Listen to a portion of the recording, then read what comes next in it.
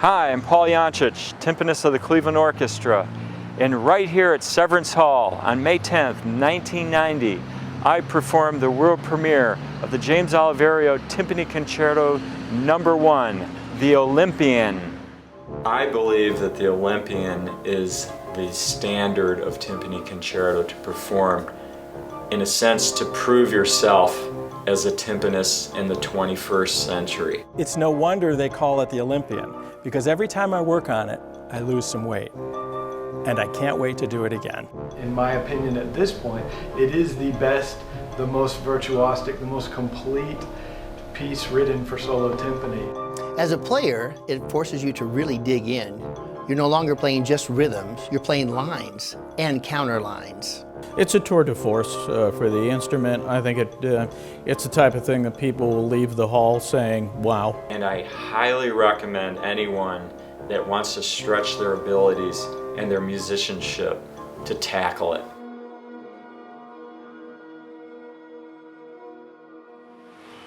Hi, I'm Javon Gilliam, and I first performed the Olympian right here at the Kennedy Center on May 10, 2014 with my hometown band, the National Symphony Orchestra.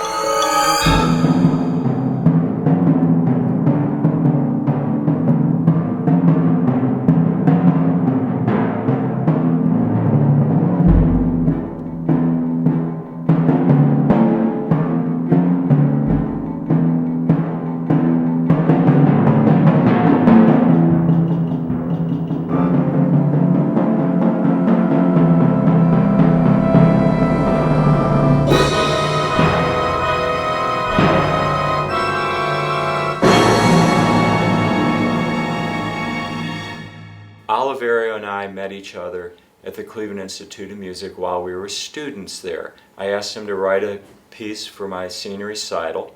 We collaborated nicely together. The piece was a big success, and I continued our friendship and collaboration when I moved to the Atlanta Symphony as timpanist.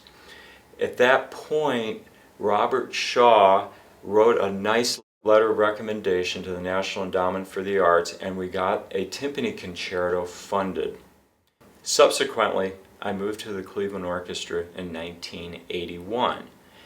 And at that point, Oliverio and I started laying plans to perform the concerto with the Cleveland Orchestra. Christoph and Dohnányi was on board, and in May of 1990, we performed the world premiere of the Oliverio Timpani Concerto No. 1.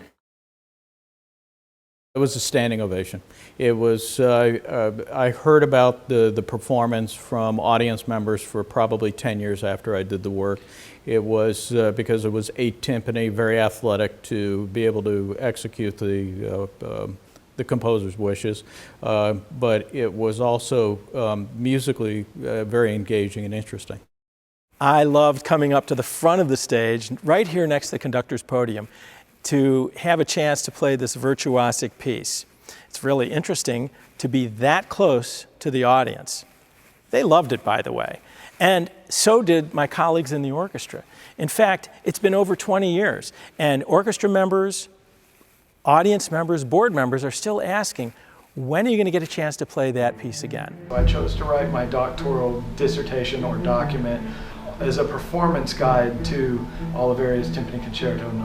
1, the Olympian, and that's when I decided to take the plunge into really, truly tearing the piece down and getting into every detail of it. And so that gives me a unique vantage point from which to comment on the work. When I first came to this work, I thought it was sort of the seminal timpani concerto that was out there of the late 20th century, and I still sit at 15 years into the next millennium thinking that this is the ultimate work written for timpani. So we work our standard repertoire to play with an orchestra, and the thoughts that one day we're going to be playing a concerto. This is that concerto. After 25 years, it's still the benchmark in my mind. Nothing else comes close to it. For the player, it's awesome. It's incredible audience appeal. I don't think there's anything out there in the way of timpani concertos that does what the Olympian does. I think for the listener, the Olympian definitely provides a level of satisfaction What it does is it brings you into my world. Seeing there's so many extended techniques and a lot of different ways that are required to perform and pull off the Olympian, doing that within close proximity of the audience being at the front as opposed to being at the back gives the listener, I think, a very pleasurable experience. After the first rehearsal, everybody was like, wow, what's going on, because nobody understood them, and then finally, after a few rehearsals, everything fell in place, and then everybody was like, yeah, it's quite a cool piece, and yeah, it was really nice. And then after a few rehearsals, I took the timpani there, and then everybody was like, oh, you can play melodies on timpani. Oh, okay, it's something more than just playing the 5 and the 1. At the conclusion of the first night of the world premiere, the audience absolutely went crazy. An enthusiastic response from the audience here at Severance Hall for the world premiere of this Timpani Concerto by James Oliverio. And once again, Paul Yancich with composer James Oliverio and with conductor Christoph von Dohnányi. It was a great event, and more importantly, I think it was a great musical addition to our repertoire, and I'm just so glad that I had the opportunity to be that person that played the world premiere. I think the audience reaction to the recital version when I first performed the piece was one of awe. It wasn't the kind of music that they had ever heard for timpani before. I heard my brother, Mark Yancich, play the Timpani Concerto with the Atlanta Symphony. It was awesome. The piece is just as good to listen to as it is to play. I also heard Ben Ramirez perform the piece with the Columbus Symphony, and he also did a beautiful job. This is the most satisfying timpani concerto in the repertoire, both for the player and for the audience. The audience reaction once I finished performing the piece was what you would expect. A lot of people were very surprised to see the timpani being able to do that, and the standing ovation was something that was very appreciated. I love the melodic aspect of the first movement of the Timpani Concerto. It showed right away on my first entrance that the timpani is indeed capable of playing melodic lines. The orchestra also was very taken aback, I think, when they first heard me play. In fact, the conductor asked me to play my opening solo so they could hear what the melody was about. And once I did that, I think I got the orchestra hooked on the piece. The first movement of the concerto really grabs the audience. I think that the first movement sets up the tone of the piece really well. So here's the main theme of the first movement.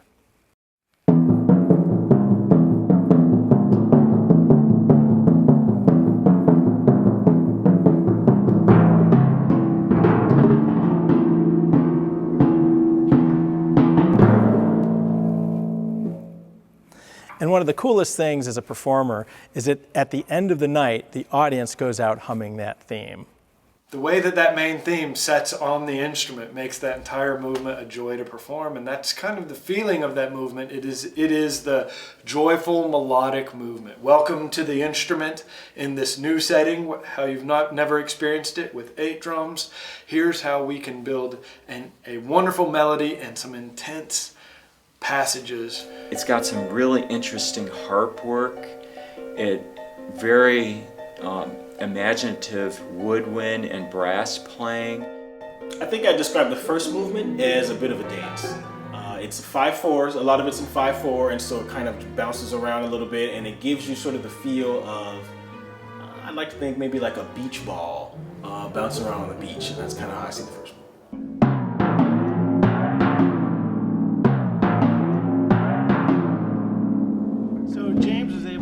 Use of all the attributes of the timpani. Glissandos, melodies, single notes, rolls, hard sticks, soft sticks. Very cool for the audience to really get to know the instrument as a soloist and get to understand what we're able to accomplish. A lot of people liked it, and well, the jury did also like it because they let me win the solo prize for it. And then at the conservatory, everybody liked it a lot.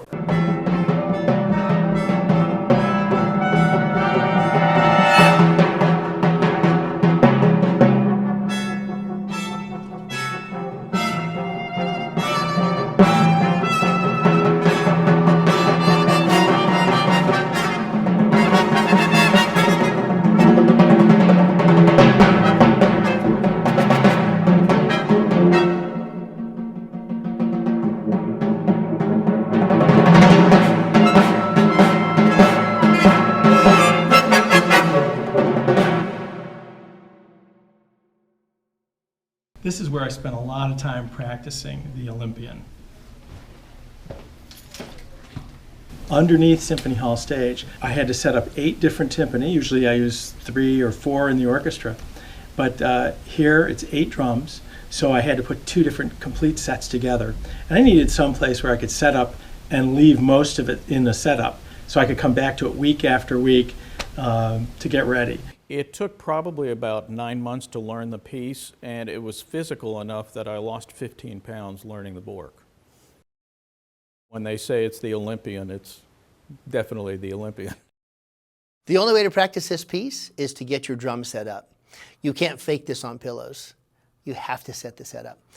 In Chattanooga, when I finally got all 8 drums there was a snowstorm, and I was in the basement of the Memorial Theater, a dungeon actually, and stuck there literally for 2 days, and that's basically where I learned the first movement.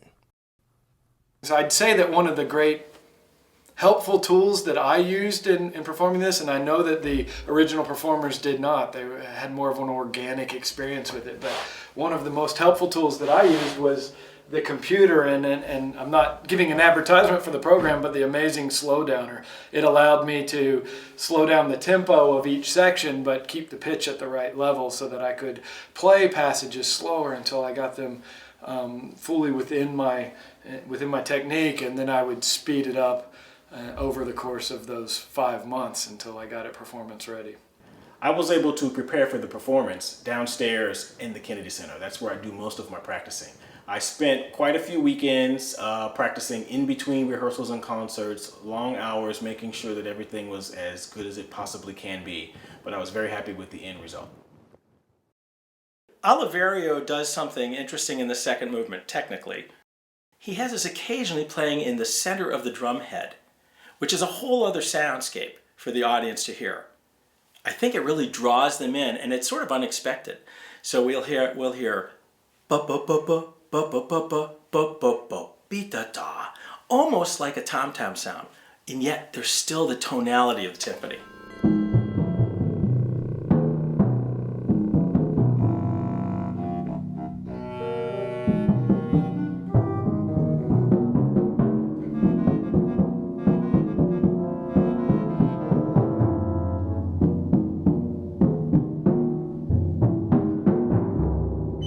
When you get that right and you're playing in the right spots, it just sounds great, and it's very satisfying as a player. There's a lot of sort of reflective moments in the second movement that I really enjoyed. The thing I like about that movement is that it starts out kind of playfully, utilizes a lot of metric modulations, some interesting time changes. It then segues into a flowing, rich string sound, kind of a brooding atmosphere, and just mellows out to a point where the audience, I think, had some time to reflect about what was happening and just how they were feeling. Oliverio calls attention to the fact that it is chiaroscuro, which is a visual artist technique of blending light and dark in the background of a painting, and you get a lot of timbre variation in the second movement that dwells almost in this dark region. And with the idea of rhythmic dissonance, he'll have a quintuplet on the timpani accompanied by 16th notes, straight 16th notes in another instrument, accompanied by a triplet that's coming up in the strings. And it does take a minute for your ear to adjust and really to grasp onto that, but when it's released, when everything comes together, you understand how that works, and it becomes more of the light of the chiaroscuro. So there's the darkness and the light that go back and forth.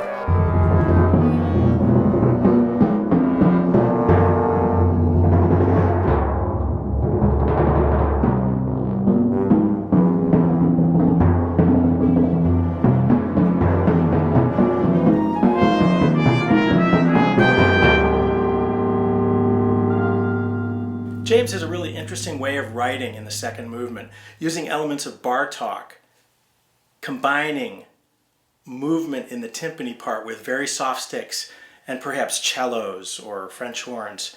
Beautiful, beautiful writing. The first part of it builds up to this huge moment where you hit a D on the 29-inch drum.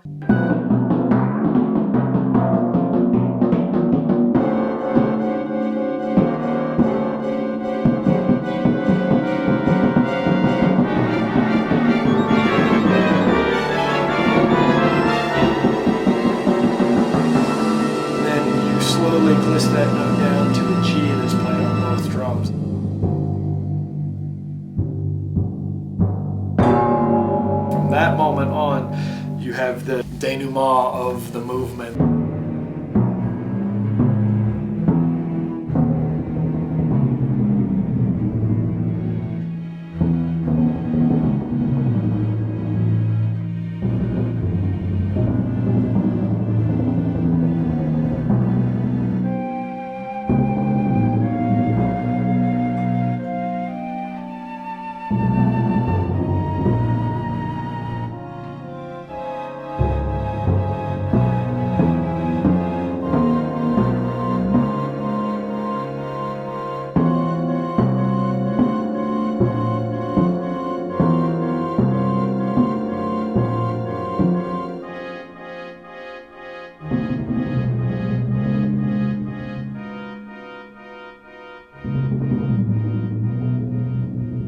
The second movement for me, I think, is best described by talking about the last note.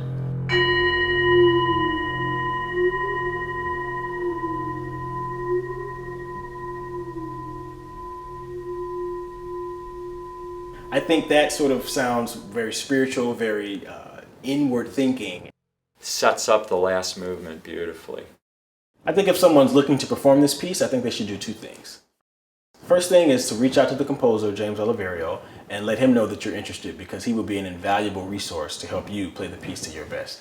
And the other thing, just like anything else, is really slow practice. Slow practice makes perfect practice. A timpanist of the 21st century needs to be able to perform this piece. And therefore, take a shot at it. It's doable and super rewarding. I think if a younger student wants to tackle this, I actually think it's a great idea. I've actually had one of my students perform the Olympian recently. And while it was very challenging for him, he definitely took my advice and slow and steady won the race. And I was very proud of the performance that he did. I think students should absolutely do this piece. In fact, there are ways to do this piece where you don't have to hire 128 people in a full orchestra. Oliverio has made it very simple. There's a playback. All you need to put this on a recital is a sound system and 8 timpani and a lot of time to practice. In my opinion, it should be standard in the repertoire of all timpanists. And if you get in an orchestra and get the chance to perform this, then by all means, it's something that you should try to make happen. As far as the concerto's last movement goes, I asked Oliverio to write something that was going to be thrilling, challenging, and he did it. The opening starts with a brass explosion. We move into a very difficult timpanistic section that has become known as the octopus, where arms and legs are flailing, and then a thrilling ending that leaves the player literally jumping out of his chair to play the last 2 notes. The third movement is a beast. It stretches you to your limits as a timpanist. Third movement is just pure bravura, and I mean, right from the very beginning of the third movement, very exciting. The third movement of the piece, for me, it's a big fight. It's a sword fight. It's a battle to the death between you and the instruments themselves, because there's so many technical aspects in the third movement that have to happen. Of course, we're using harder sticks and much more, I would say, technically virtuosic. The third movement really stands apart, and there's one section that I love to comment on, and I love to channel that section in any playing that I do. It was really an eye-opening section. There's a whole section in there we call the octopus section, right around where we do our cadenza. I believe that Oliverio called it the chaos section. I've called it the spider section, because from the first time watching Mark's video of him playing the recital version, I noticed that it looked like his arms started moving so fast that it was like a spider with 8 legs moving in all directions at the same time. And I think it was when I watched that I thought, I have to play this piece.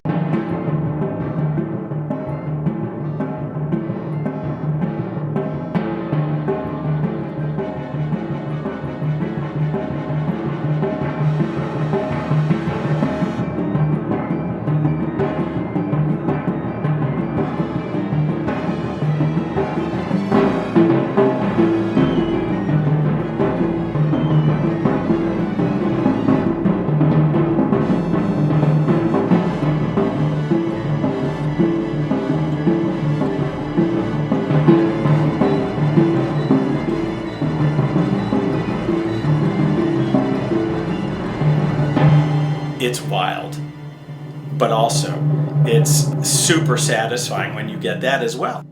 The way he's written the ending, the last three notes, pum, pum, pum, he has double stops in different instruments, and for me, in order to finish the piece, I had to stand up and ended up with my arms in the air. It was just so much fun. The audience was on their feet.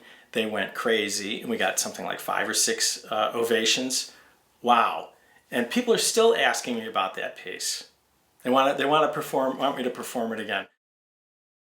As I look back 25 years ago today, in May of 1990, I consider myself very fortunate to have been the person that performed the world premiere of such a great musical composition. Having performed this piece 24 years to the day after my teacher performed it, I feel like it's really a blessing for me to have played this, and he passed the torch to me, and I hope that I can do the same with my students. I certainly wish James all the best on this very special anniversary of this monumental work, and I wish all timpanists who are preparing it or looking to prepare it practice hard and enjoy the experience. Congratulations to Oliverio for the great work. Congratulations to the other timpanists that took on the challenge and did such a great job with the piece, and to the future timpanists that are going to be willing to take up this challenge and experience what it is to play the Olympian.